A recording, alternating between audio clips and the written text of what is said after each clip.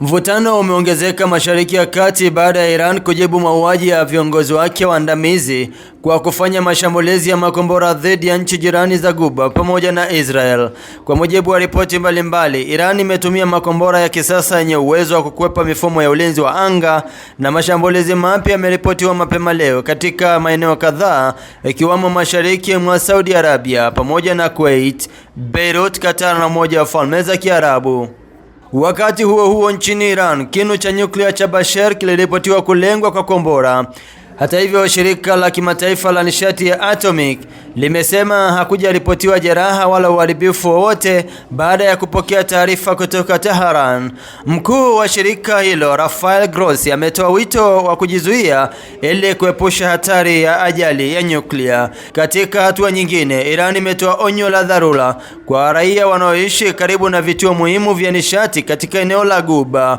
Kupitia shirika la habari la Tasnim linalohusishwa na Islamic Revolution Guard Corps, wananchi wametakiwa kuondoka mara moja katika maeneo yanayozunguka kiwanda cha kusafisha mafuta cha Samref mjini Saudi Arabia, kiwanda cha petrochemical cha Al Jubail pamoja na kampuni ya Masaid Holding, kiwanda cha gesi cha Al Honsi katika Falme za Kiarabu, pamoja na kiwanda cha kusafisha mafuta cha Ras Laffan nchini Qatar. Taarifa hiyo imeonya kuwa vituo hivyo vinaweza kushambuliwa katika saa chache zijazo na kuwataka wakazi na wafanyakazi kuhamia maeneo salama bila kuchelewa. Katika masoko ya kimataifa, bei ya mafuta imepanda kufuatia hofu ya kuongezeka kwa mgogoro huo. Ripoti kutoka vyombo vya habari vya Iran vimesema kuwa kituo cha mafuta katika eneo kubwa zaidi ya gesi asilia duniani kimeshambuliwa, hali iliyosababisha bei ya mafuta hafi kupanda hadi dola 108.60